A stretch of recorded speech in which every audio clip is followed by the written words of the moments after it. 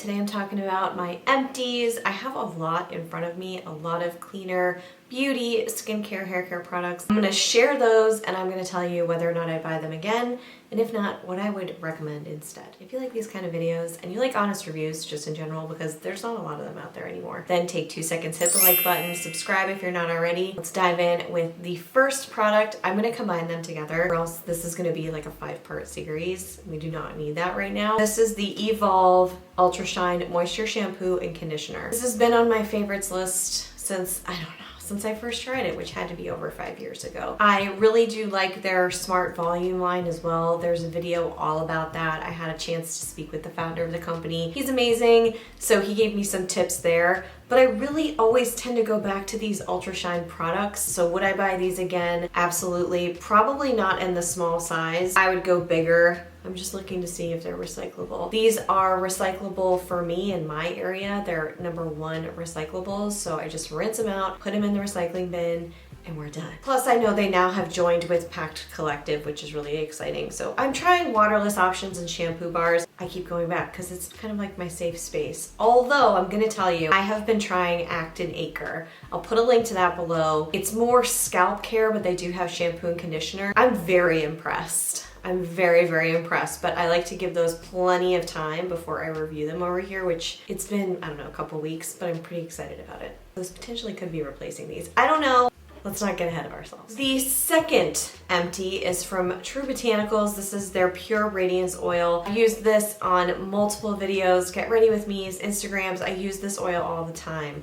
I really like this facial oil. Would I buy it again?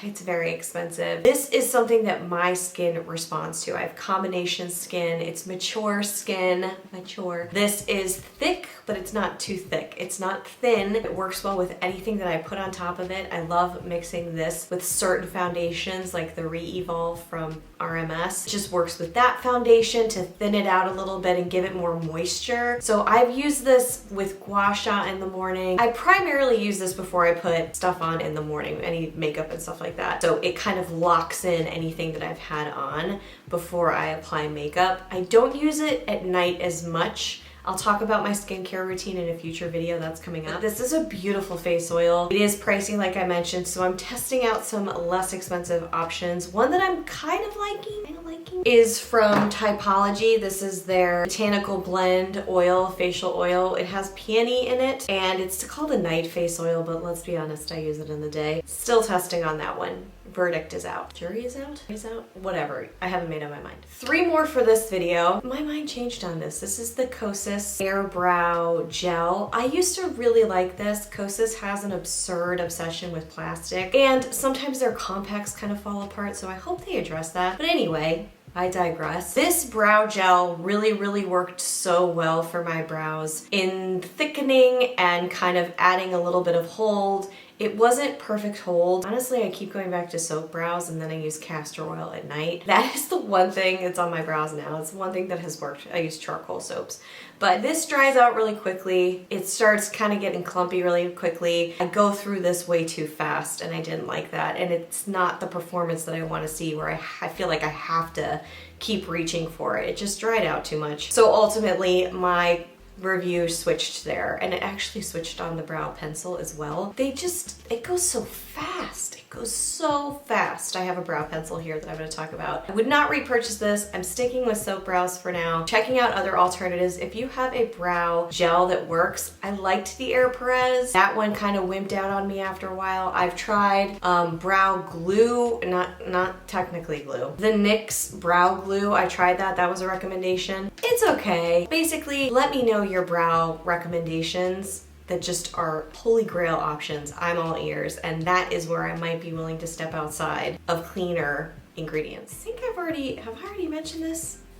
I don't know, I probably should have kept track record of that. This is the Coco Kind Sake Body Lotion, fragrance-free, really lightweight, soaks in, really easy. For those of you that are looking for something that's just basic and doesn't have a lot of scent to it and moisturizes in a light way, you might want to check this out. I, however, just wasn't loving it. I like a scent when it comes to body lotion. I have a body oil that I'm obsessed with. It's from Maya Chia. It's their supercritical body oil. What I do is I'll take something that's unscented and I'll put a couple of drops of that in it, and it's like It's probably one of my favorite products to use at night. It just sets the tone, you know? Scents can kind of bring you back to different memories. They can really trigger certain things. And that scent from that oil, it says, it's time to get under your sheets. It's time to be cozy. It's so good. And it's not greasy. So I know I was supposed to be talking about this, but I ended up talking about one of my favorites.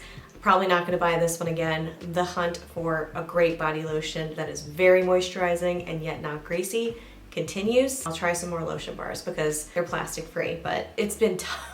So a bonus product that I just want to mention is, you've probably heard me, if you're a subscriber, you've heard me talk about it. The Tata Harper Resurfacing Mask. I know that there are higher price point lines in this brand. I know it has a lot of essential oils, so there are alternatives, of course. BHA in here is something that I really love for getting into the pore and getting the gunk out. I don't need it but once a week. Try not to over exfoliate. It just pisses my skin off if I do that. But I went through this, and I don't go through it that fast. You really don't need a lot. It's also never irritated my skin, but again, if you can't handle essential oils, Tata Harper is known for having essential oils in some of the products.